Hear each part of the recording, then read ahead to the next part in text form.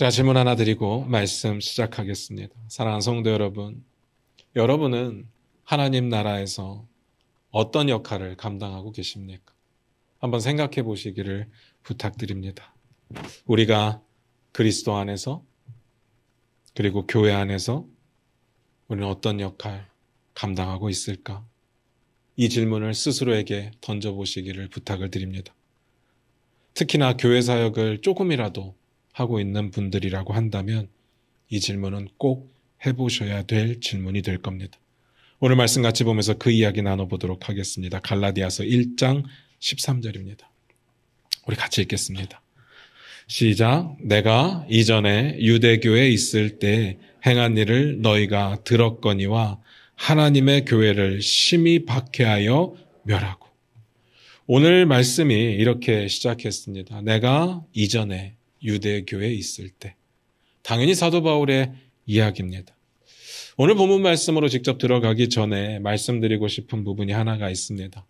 우리말로 성경을 번역할 때 번역을 잘 안 해주는 단어가 가끔씩 있습니다. 다시 말씀드리면 원어 성경과 우리말 성경을 놓고 이렇게 비교를 해보면 원어에는 분명히 있는 단어인데 우리말 성경에는 찾아볼 수 없는 단어들이 있다라는 거죠. 오늘 본문에도 그게 있습니다. 그게 뭔가 하면 헬라어로 가르라고 하는 단어입니다. 영어로는 주로 for라고 번역이 되고요. 우리말 성경에선 주로 번역을 하지 않습니다. 이유는 잘 모르겠습니다. 굳이 번역을 안 해도 우리가 읽으면 알기 때문에 그러지 않을까 싶습니다. 어쨌든 가르라는 단어가 쓰였기 때문에 이 단어의 역할에 대해서 좀 설명을 드리자면 앞에 내용이 있고 그리고 가르라는 단어가 있고 그 이후에 나오는 내용이 있는데요. 이 가르를 중심으로 해서 앞에 있던 내용과 뒤에 나오는 내용이 의미가 같을 때 이 단어를 주로 사용을 합니다. 쉽게 말씀드리면 앞에 내용을 뒤에서 보충해 줄 때 사용합니다. 한번 살펴보겠습니다. 앞에 내용이 뭐였을까요? 갈라디아서 1장 11절 12절입니다. 같이 읽겠습니다. 시작. 형제들아 내가 너희에게 알게 하노니 내가 전한 복음은 사람의 뜻을 따라 된 것이 아니니라. 이는 내가 사람에게서 받은 것도 아니요 배운 것도 아니요 오직 예수 그리스도의 계시로 말미암은 것이라. 지난주에 우리가 중요하게 봤던 내용이었습니다. 사도 바울이 전하고 있는 복음은 사람의 뜻을 따라 된 게 아닙니다. 사람에게서 나온 것도 아니고 받은 것도 아니고 배운 것도 아닙니다. 너무 기니까 앞으로는 사람에게서 난 것이 아니다라고만 표현을 할게요. 사람에게서 난 것이 아닙니다. 그럼 뭡니까? 하나님의 계시로 말미암은 거죠. 사도 바울이 이 이야기를 왜 했습니까? 그래서 복음은 수정 불가하다는 것. 이게 중요했습니다. 예수 그리스도의 직접적인 계시를 받았기 때문에 그 계시에다가는 뭔가를 더하거나 뺄 수가 없습니다. 주님께 받은 건데 사람이 수정할 수가 없죠. 아무리 좋아 보이는 게 있어도 아무리 지금까지 잘 지켜오던 것들이 있다고 할지라도 복음에 뭔가를 더하는 순간 그건 다른 복음이 되고요. 다른 복음이라는 이야기는 가짜라는 이야기입니다. 그리고 또 하나, 사도 바울은 하나님께로 직접 받은 계시를 사람들에게 전하고 있기 때문에 자신은 사도라고 말하고 있는 겁니다. 그래서 그의 가르침이 수정되지 않았다면 진리입니다. 그의 것을 전하는 게 아니라 예수 그리스도의 계시를 전하는 거니까. 사도 바울의 전했던 복음이 뭡니까? 율법으로는 안 되고 은혜로 된다는 거. 뭐가요? 구원이. 여기까지가 이제 지난주의 내용이었습니다. 그리고 앞에서 말씀드렸던 가르라고 하는 단어가 쓰였고 오늘 본문이 이제 소개가 될 겁니다. 다시 말해서 오늘 본문은 지난주에 우리가 중요하게 봤던 내용의 부연 설명이 될 겁니다. 다시 봅니다. 갈라디아서 1장 13절입니다. 같이 읽겠습니다. 시작. 내가 이전에 유대교에 있을 때 행한 일을 너희가 들었거니와 하나님의 교회를 심히 박해하여 멸하고. 사도 바울이 이렇게 말을 했습니다. 내가 이전에 유대교에서 했던 일들을 너희가 들었다. 일단 여기서 유대교라는 말이 나왔어요. 어떤 특정한 시대에 특정한 종교로서의 유대교를 뜻하는 것은 아닙니다. 유대인들의 그냥 보편적인 신앙입니다. 예수님께서 이 땅에 오셔서 십자가에 달려 죽으시고 부활하셨던 그 사건 이전에 모든 유대인들, 대부분의 유대인들이 가지고 있던 일반적인 신앙을 의미하는 겁니다. 첫 번째 뭐라고 했습니까? 내가 그 유대교의 신앙을 가지고 하나님의 교회를 심히 박해하여 멸했다. 사도 바울은 그런 사람이었습니다. 유대교에 있을 때 교회를 박해했던 사람, 그리고 교인들을 박해했던 사람. 우리가 사도행전을 보면서 사도 바울이 교회를 어떻게 박해했었는지는 다 봤습니다. 그래서 한 구절만 찾아보면요, 아마 기억이 떠오르실 것 같아요. 사도행전 8장 3절인데 우리 화면 보시면서 같이 읽겠습니다. 같이 읽겠습니다. 시작. 사울이 교회를 잔멸할새 각 집에 들어가 남녀를 끌어다가 옥에 넘기니라. 느낌 오시죠? 교회를 잔멸했답니다. 그냥 씨를 마르게 하려고 노력을 했다는 이야기예요. 그리고 각 집에 들어가서 남녀를 끌어왔다는데 예수 믿는 남녀를 이야기하는 거겠죠. 그들을 끌어다가 뭘 했다고요? 옥에 가둡니다. 사도 바울이 유대교였을 때 이런 일들을 행했습니다. 그리고 그 사실에 대해서 갈라디아 교회 성도들도 다 알고 있습니다. 제가 여기서 한번 생각을 해보고 싶습니다. 이 사실 자체, 지금 사도 바울이 전하고 있는 이 사실 자체가 좋은 이야기는 아닙니다. 유대교에 있을 때 열심히 있었던 것은 좋은데 그 열심이 잘못된 방향으로 나타난 거예요. 그래서 예수 믿는 사람들을 죽이고 예수 믿는 사람들을 붙잡아가고 그리고 교회를 박해했습니다. 보통 이런 이야기들 우리가 나눔 시간에 우리의 죄의 문제에 대해서 이야기를 할 때 제가 꼭 드리는 이야기가 있습니다. 너무 심각한 건 얘기하지 말아달라고 부탁을 드려요.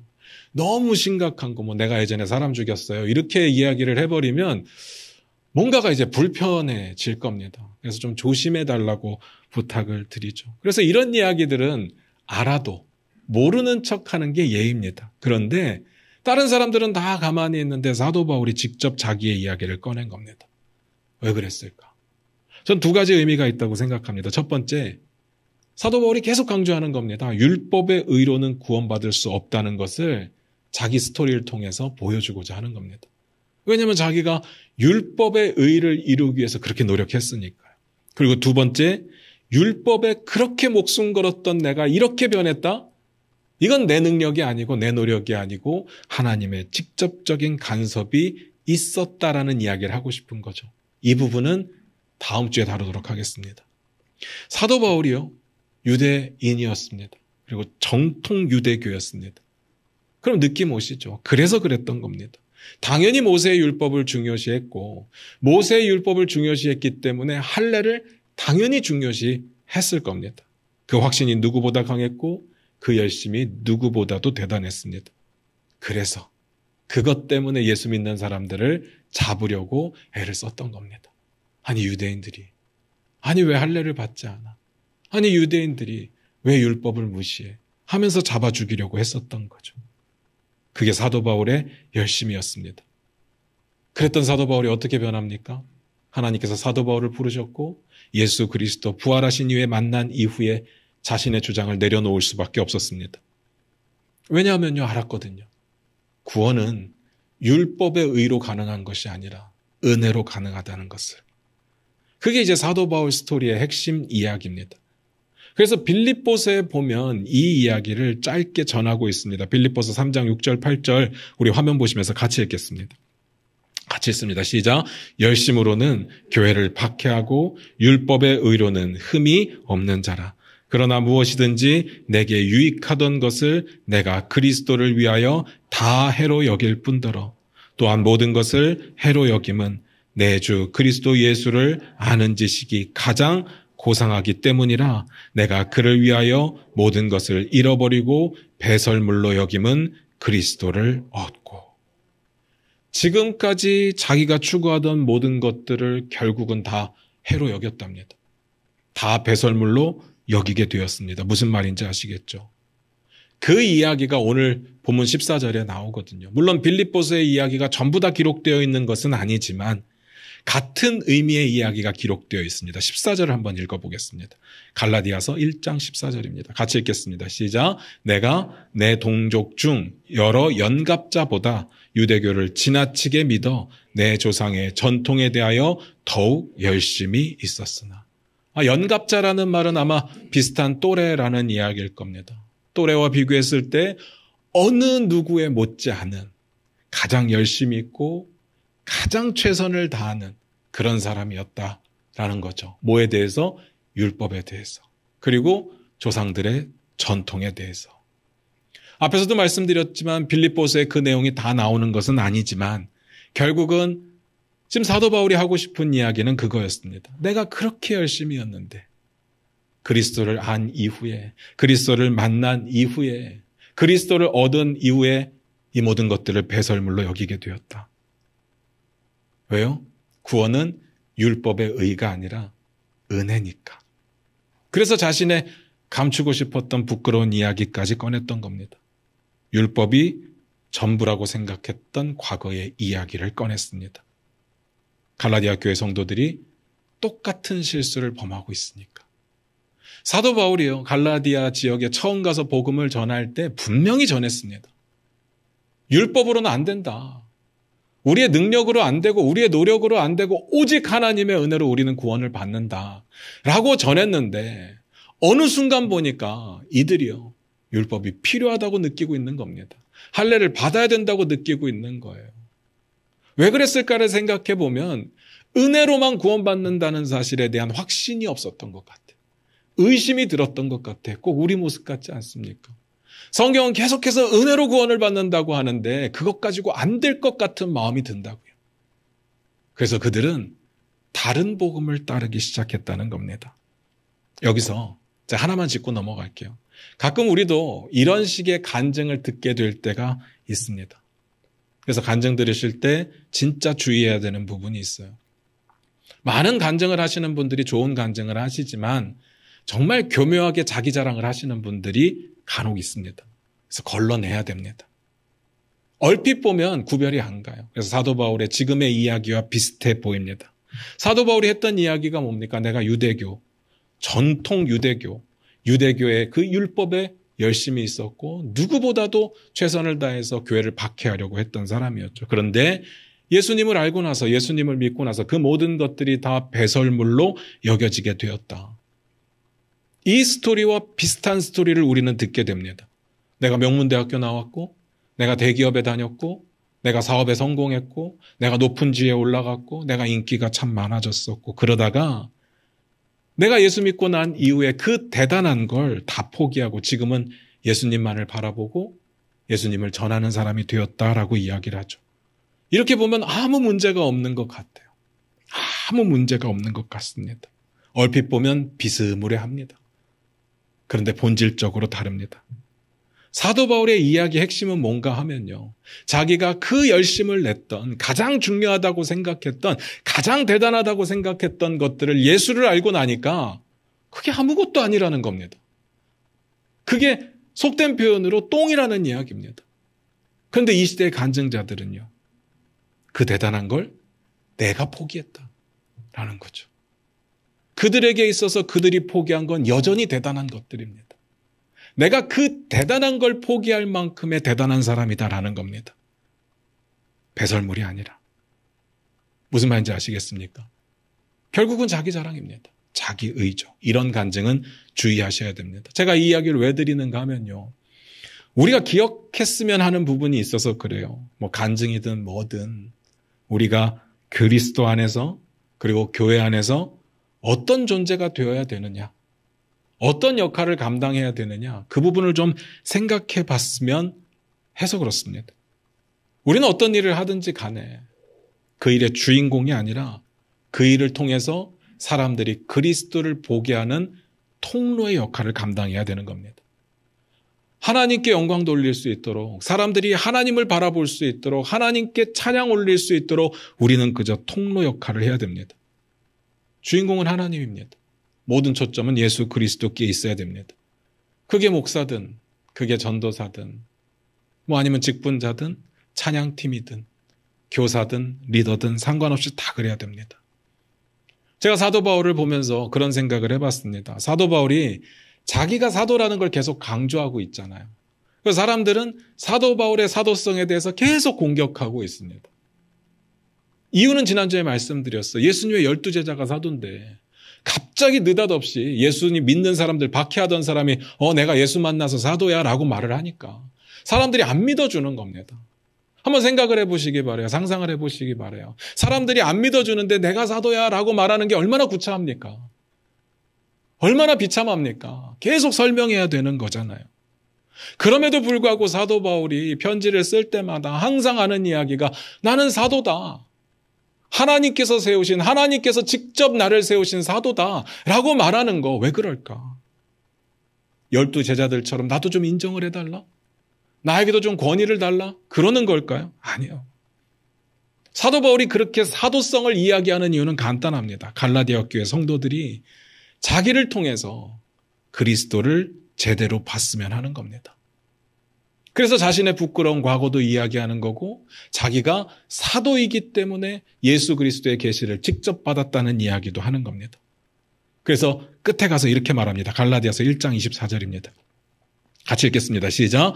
나로 말미암아 하나님께 영광을 돌리니라. 나로 말미암아 하나님께 영광을 돌리니라. 물론 갈라디아 교회 이야기는 아니고요. 지금 사도 바울이 자기의 스토리를 이야기하는 중에 다른 지역 사람들의 이야기를 한 겁니다. 그리고 자기가 자신의 과거의 이야기를 한 이유는 똑같이 갈라디아 교회도 나로 말미암아 하나님께 영광 돌리기를 원하는 거죠. 저는 우리가 교회에서 이런 모습이었으면 좋겠습니다. 나로 말미암아 사람들이 주를 보게 하고 나로 말미암아 사람들이 하나님께 영광 돌리게 되는 일을 하기를 원합니다. 이게 맞죠.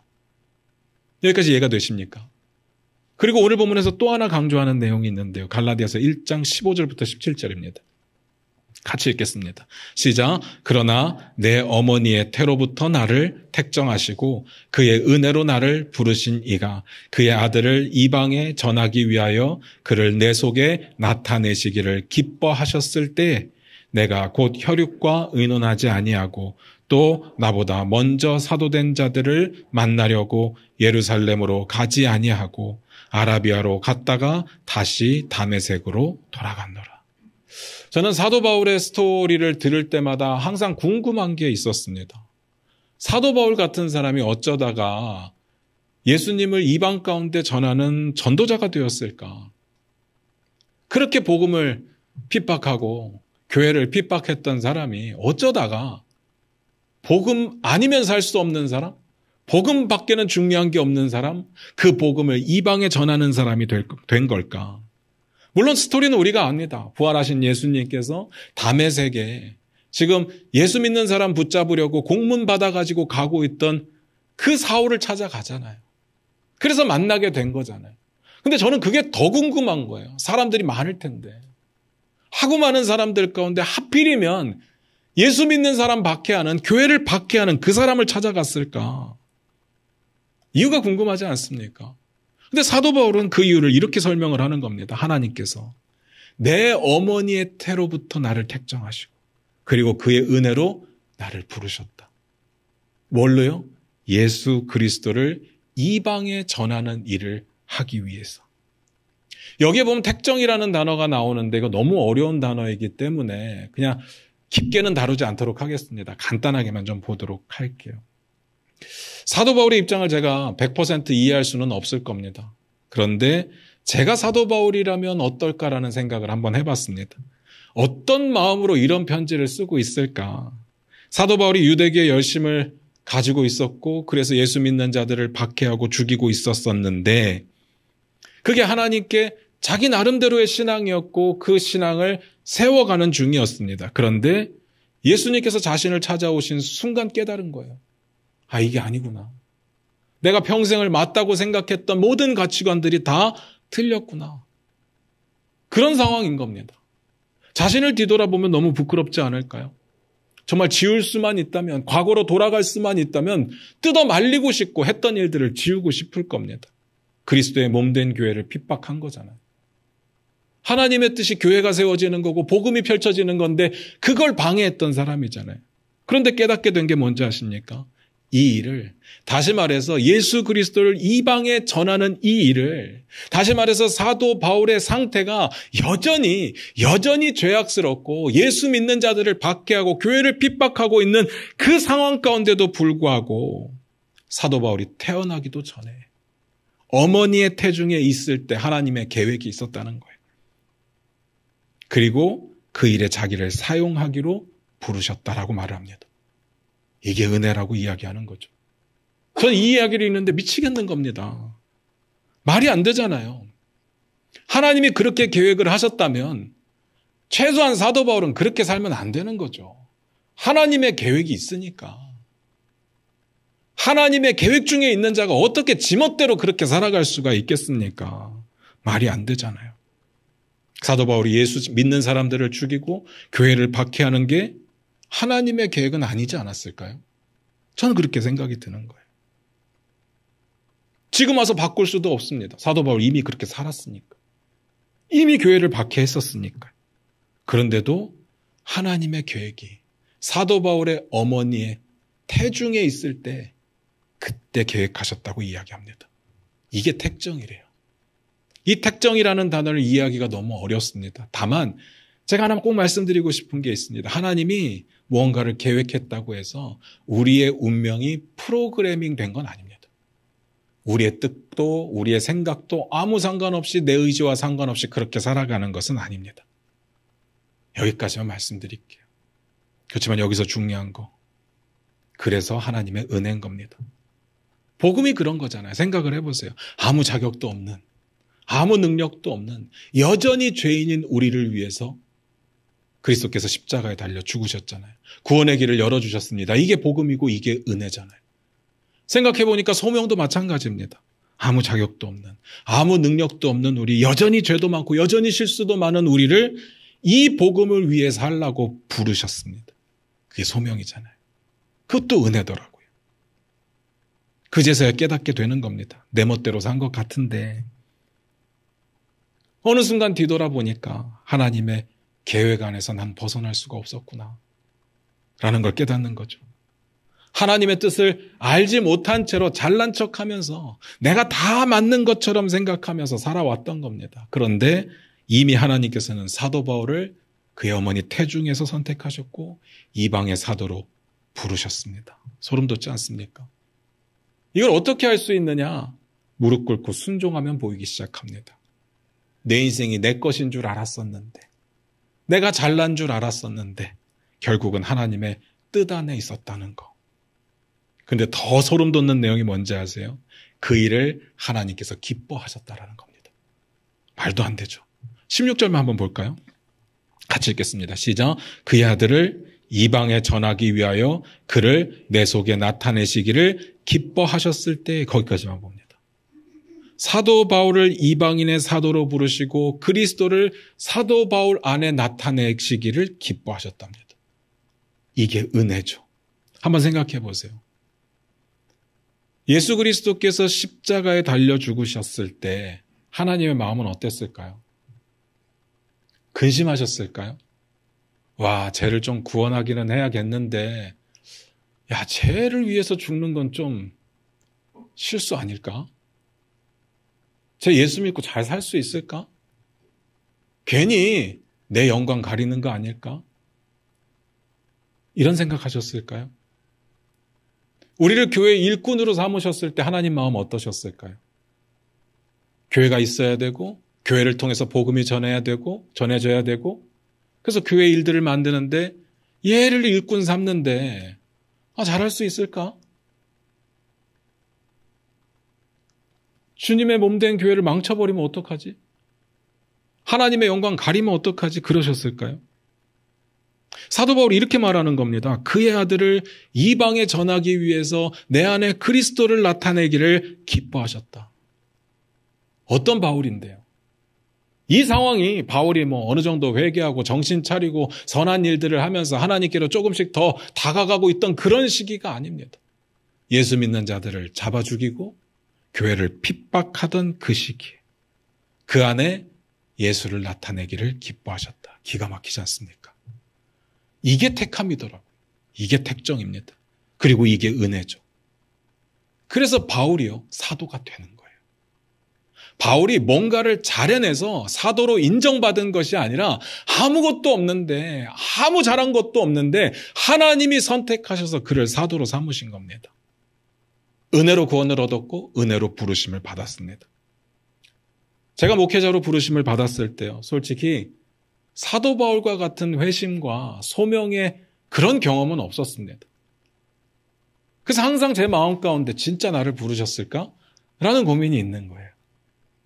저도 하나님의 말씀을 통해서 하나님이 나를 부르셨다라는 믿음의 확신이 있었기 때문에 신학교를 갖고 목사까지 됐는데도 사도 바울과 같은 이런 확실한 주님께 받은 계시 이런 게 없었기 때문에 마음속에 늘 고민되는 겁니다. 진짜 나를 부르셨을까? 제가 이걸 가지고요, 신학교 들어간 그날부터 20년 동안 기도했습니다. 그리고 40세가 되던 해 그 기도를 멈췄습니다. 나를 부르셨구나 라는 사실을 40세에 받아들이기로 작정을 한 겁니다. 무슨 사건이 있어서가 아닙니다. 제가 20년의 시간을 뒤돌아보니까 세상으로 돌아갈 기회가 엄청 많았거든요. 주님의 일을 하면서 포기하고 싶은 순간들이 엄청 많았거든요. 그럼에도 불구하고 포기하지 않고 벗어나지 않고 끝까지 묵묵히 주의 길을 가고 있는 것이 저 혼자의 힘은 아니었던 것 같더라고요.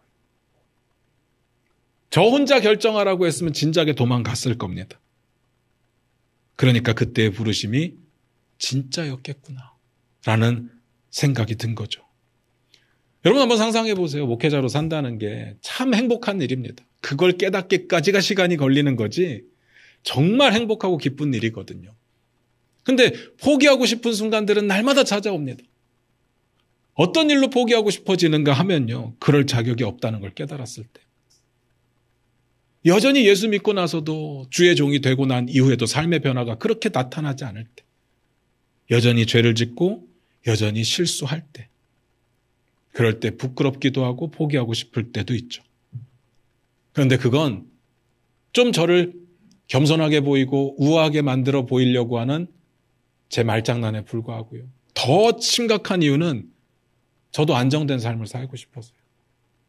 저도 배고프고 싶지 않았어요. 저도 좀 넉넉하게 살아봤으면 했어요. 자식들 교육시키는데 부족함 없었으면 했어요. 그래서 솔직히 생각해 보니까 하나님의 부르심이 틀렸기를 바랬던 것 같습니다. 아니기를, 제가 착각했기를. 그런데도 계속 버티고 있다. 계속해서 이 길을 가고 있다. 하나님을 두려워하면서. 그러면 부르심이 맞겠다는 거죠. 제가 했으면 진작에 도망갔을 테니까. 그러면서 드는 생각이요, 하나님께서 나를 부르셨을 때, 그리고 나를 쓰시고자 했을 때 그 마음이 어떠셨을까? 아, 얘는 아닌데.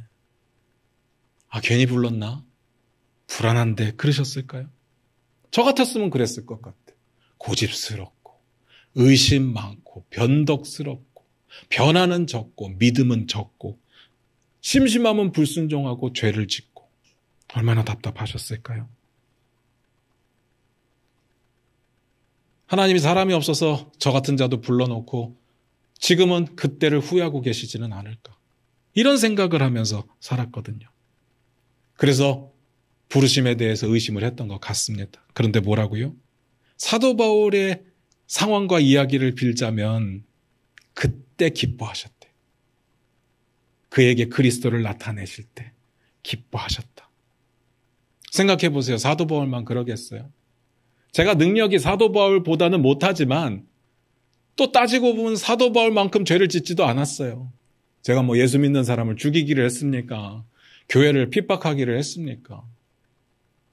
모든 믿는 성도들에게 동일한 의미가 아닐까 생각을 합니다.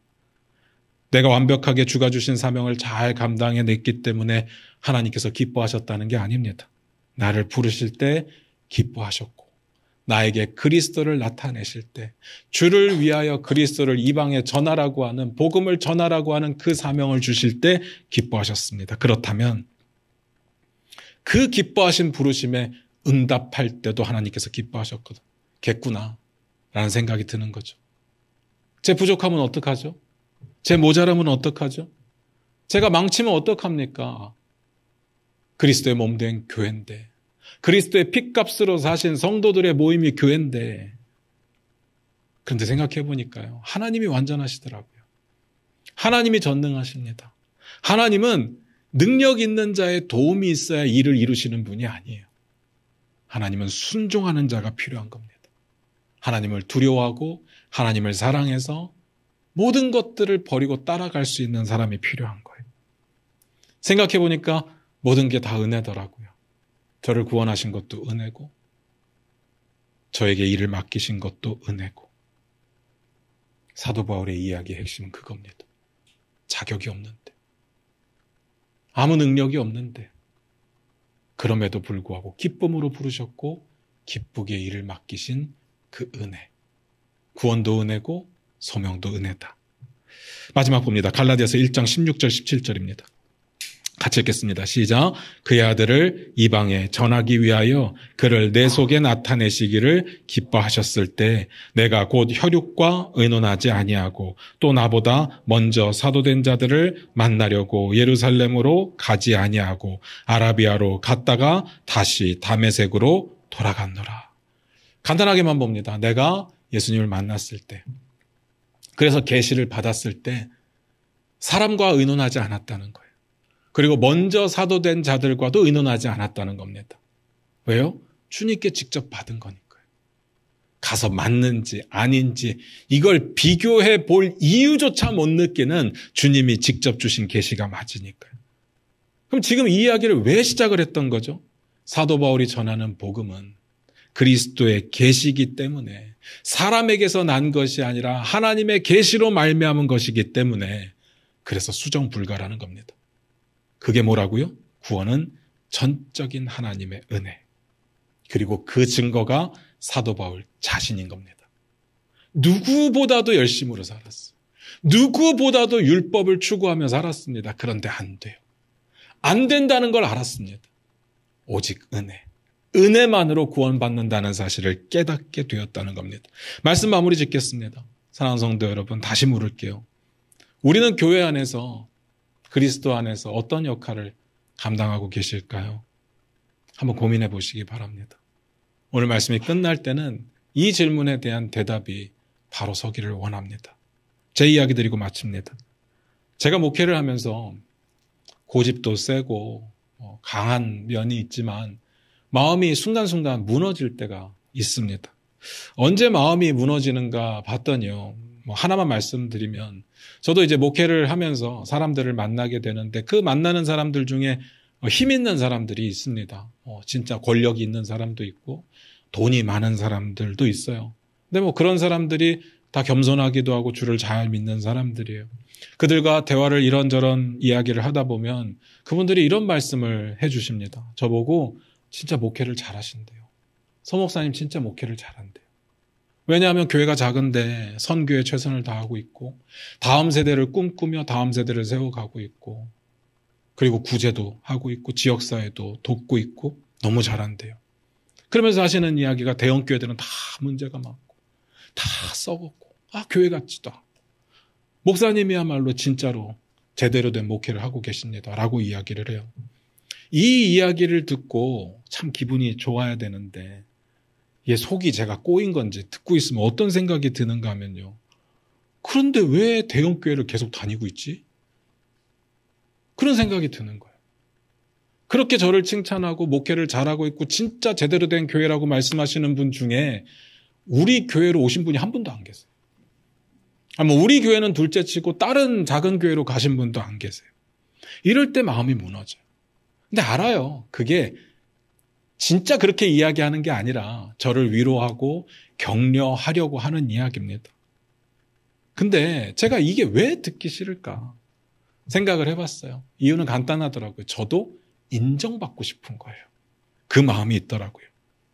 동정을 받고 싶은 게 아니라 격려를 받고 위로를 받고 싶은 게 아니라 진짜 잘하고 있다는 인정을 받고 싶더라고요.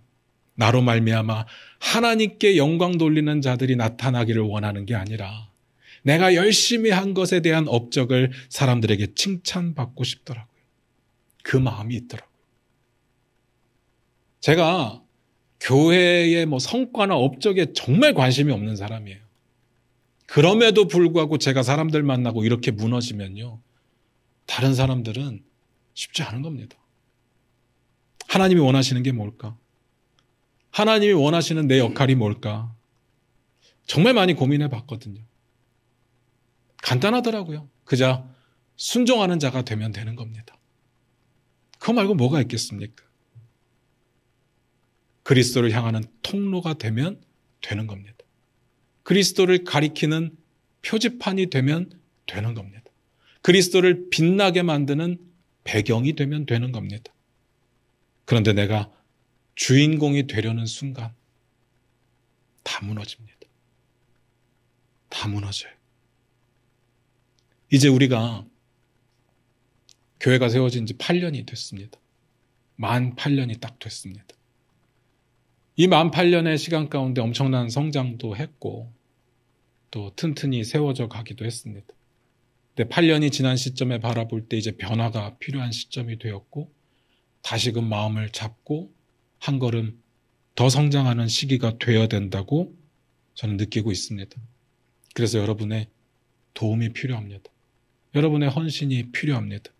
아주 작은 부분이라고 할지라도 여러분이 우리 중앙교회를 마음에 품고 우리 교회에 오셨을 때 그 마음을 품게 하신 하나님이 기뻐하셨을 것을 생각하면서 교회를 위해 일해 주시기를 부탁을 드립니다.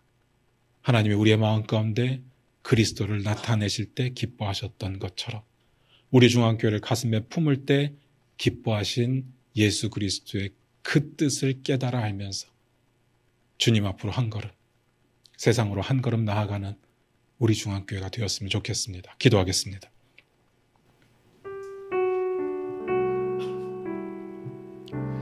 우리 반주 들으시면서 잠깐 한번 기도하기를 원합니다. 교회의 봉사를 열심히 하시는 분이나 아직은 못하고 있으신 분이나 어떤 이유로 하든지 못하든지 할까요? 제 입장에서 한번 생각을 해보면 저는 그런 것 같아요.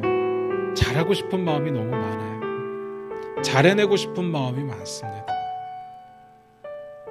그래서 일을 하면 목숨을 걸거나 그러지 못한 것들은 아예 쳐다도 보지 못하는 경우들이 있더라고요. 여러분들은 잘 모르겠습니다. 어떤 마음으로 봉사를 하고 있는지, 어떤 마음으로 봉사를 하고 있지 않은지, 주의 나라 안에서 어떤 역할을 감당하고 있는지, 어떤 역할을 감당하고 싶은지 전 잘 모르겠습니다. 근데 제가 감히 말씀드리고 싶은 건 무엇이 되었건 간에 우리가 드러나는 일은 아니었으면 좋겠습니다. 나를 통해서 사람들이 하나님께 영광을 돌리고 나를 통해서 사람들이 그리스도를 제대로 보게 만드는, 그래서 사도 바울이 자기의 부끄러운 과거까지도 다 드러내면서 사역을 했던 것처럼 우리는 그런 사역을 해야 되지 않을까요? 주의 나라의 표지판이면 어떻습니까? 그리고 그 표지판이 이쁠 이유가 뭐가 있습니까? 그 표지판이 잘날 이유가 뭐가 있겠습니까? 방향만 제대로 가리키면 되는 거 아닐까요? 예수 그리스도가 빛나는데 우리는 배경이 되면 됩니다. 배경이 빛날 이유는 없습니다. 배경이 빛날 수도 없고요. 우리는 그저 그리스도의 빛을 바라보며 따라가는 한 마리의 양이면 되는 거 아니겠습니까? 다만 문제는요, 안 하면 안 된다는 거죠. 우리에게도 각각 부르심이 있었을 텐데 우리 이 시간 우리의 삶을 뒤돌아보며 고민해 봤으면 좋겠습니다. 하나님, 나에게 어떤 일로 부르셨을까? 내가 주의 나라 안에서, 그리스도 안에서, 교회 안에서 어떤 일을 감당하기를 원하실까? 우리 이 시간 그렇게 고민하며 기도하며 하나님께서 주시는 그 마음 가운데 결단하며 나아갔으면 좋겠습니다. 같이 기도하겠습니다.